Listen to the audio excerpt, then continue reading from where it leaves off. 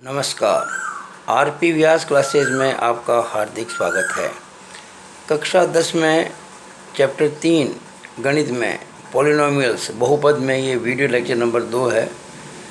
पहले video lecture में हमने ये समझा था कि किसी बहुपद में किसी दूसरे बहुपद का भाग कैसे लगाते हैं, यानी कि किसी पॉलिनोमियल को किसी दूसरे पॉलिनोमियल से डिवाइड कैसे करते हैं। इस वीडियो में हम ये समझेंगे कि जब कभी कोई त्रिपदीय व्यंजक हो यानी कि ट्राइनोमियल हो तो उनके गुणनखंड कैसे करेंगे, क्योंकि बहुत सारे प्रश्न जो हैं उनमें ये बार बार फैक्टर्स करना आता है और बच्चे इसमें काफ़ी गलतियां करते हैं। तो सबसे पहले तो ये समझ लें कि क्या मतलब इस ट्राइनोमियल का या कि त्रिपदीय व्यंजक का। गुणनखंड किस प्रकार के त्रिपदीय व्यंजकों के संभव है, किस प्रकार के संभव नहीं है। सामान्यतया जो आपके प्रश्न बनते हैं उसमें जो त्रिपदीय व्यंजक है उसमें जो पहला पद है उसमें x की घात 2 आती है, दूसरा पद है उसमें x की घात 1 आती है, लिखने की ज़रूरत नहीं होती है, तीसरा पद में आता है अचर, उसमें x नहीं होता है। तो यही अपन कहेंगे त्रिपदी। इसके साथ में जो x² का गुणा होता है उसको a, x का गुणा होता है उसको b और जो कांस्टेंट उसको cm कहते हैं। a हमेशा 0 से बड़ा होगा। हम कोशिश करेंगे कि जितने भी क्वेश्चंस हो x² का पद हमेशा पॉजिटिव लें। अगर कहीं वो नेगेटिव आ रहा है उसको बाहर कॉमन लेके नेगेटिव को अंदर पॉजिटिव बना देंगे, तो उससे आसानी होती है।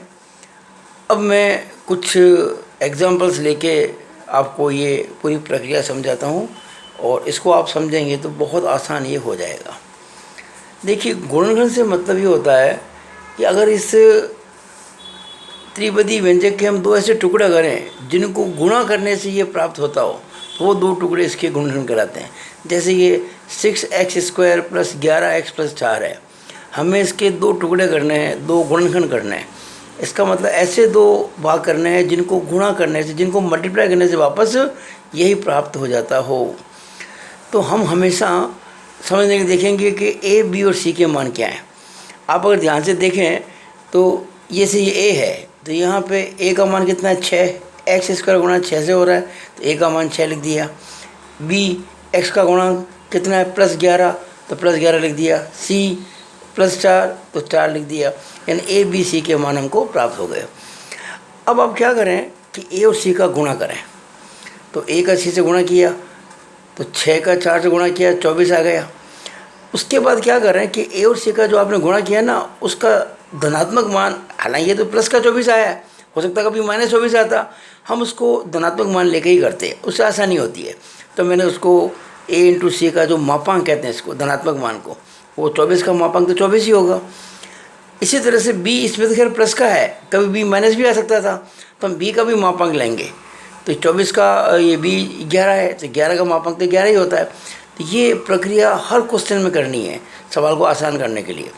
अब क्या है कि आपको ये खास तौर से a और c का जो गुणा हो रहा है ना, इसके चिन्ह पे ध्यान देना है। चिन्ह क्या आ रहा है, चिन्ह आ रहा है, इसको मैंने अंडरलाइन किया है, चिन्ह आ रहा प्लस। जब a और c का गुणा प्लस में आता है, ध्यान देना, जब a और c का गुणा प्लस में आता है तो हमें हमेशा दो संख्याओं की जोड़ के बारे में सोचना है, कभी बाकी के बारे में नहीं सोचना है। तो ऐसी दो संख्या सोचेंगे जिनको जोड़ने से 11 आता हो, गुणा करने से 24 आता हो। बस ये बात आप ध्यान में रखें, जोड़ने से 11 और गुणा करने से 24। अब बहुत आसान हो गया, दो संख्या सोचो, 8 और 3 11 और 8 × 3 24। तो ये 8 + 3 11 और 8 × 3 24। तो हमने क्या किया, इस प्रश्न में जहाँ 11 था ना वहाँ लिख दिया 8 + 3 और इसके बाद कुछ नहीं, इसको ब्रैकेट खोला तो 6x² + 8x + 3x + 4। अब इसके हमने दो दो पेयर्स बनाए, यानी इन दो को साथ रखा, इन दो को साथ रखा। एक बात ध्यान रखनी है, ब्रैकेट के अंदर जो x लिखते हैं वो हमेशा प्लस में होना चाहिए। अगर ये मान लो माइनस होता है, मैं माइनस को कॉमन लेता, फिलहाल तो यहाँ प्लस ही है। तो ये 6x² + 8x ब्रैकेट में + 3x + 4 ब्रैकेट में। अब इस 6 और 8 में से हम 2 कॉमन ले सकते हैं, क्योंकि 2 का भाग 6 में 8 में दोनों में जाता है और 2 से बड़ी कोई संख्या है नहीं, ये हाईएस्ट कॉमन फैक्टर है। और x² x में से x बार आ सकता है। अब 6x² को 2x से भाग लगाएंगे तो 3x आएगा और प्लस का प्लस हो गया। 8x में 2x का भाग लगाएंगे तो 4 आएगा, x कट जाएगा। यहाँ देखिएगा 3x + 4 और यहाँ ब्रैकेट में 3x + 4 है, जो यहाँ आता है ना वही आना चाहिए। आ रहा है यहाँ पे। अब गुणा कुछ नहीं है, मतलब प्लस 1 है ही है, तो प्लस 1 लिख दिया हमने आगे यहाँ पे। अब देखो 3x + 4 यहाँ पर भी है और 3x + 4 यहाँ पर भी है, वो हमने बाहर निकाल दिया। अब यहाँ क्या बचा, 2x बचा का मतलब घटाया नहीं है, हमने 2x गुणा 3x + 4 को 3x + 4 से भाग लगाया है, तो 3x + 4 कट गया और भागफल आया 2x को यहाँ लिख दिया। आगे प्लस, फिर ये 1 गुणा 3x + 4 को 3x + 4 से हमने भाग लगाया, तो 3x + 4 कट गया और 1 रह गया। तो जो कॉमन लेते हैं ना उससे भाग लगाया जाता है। तो ये 2 हो गए इसके गुणनखंड। अब हम कह सकते हैं कि अगर हम इन 2 को आपस में गुणा करेंगे तो वापस वही प्राप्त होगा। ये आप अभ्यास करो घर के ऊपर अपने घर में।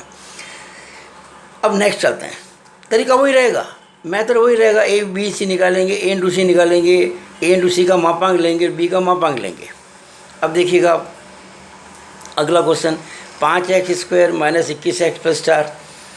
तो इसके अंदर आप देखेंगे A की वैल्यू कितनी है 5, B की वैल्यू कितनी है -21, C की वैल्यू कितनी है 4। अब आप क्या करेंगे, A और C को गुणा करेंगे तो 5 × 4 करेंगे तो प्लस का 20 आएगा। ये इंपॉर्टेंट है, प्लस का 20। और फिर आपने प्लस 20 का मापांक लिया तो प्लस 20 ही रहेगा।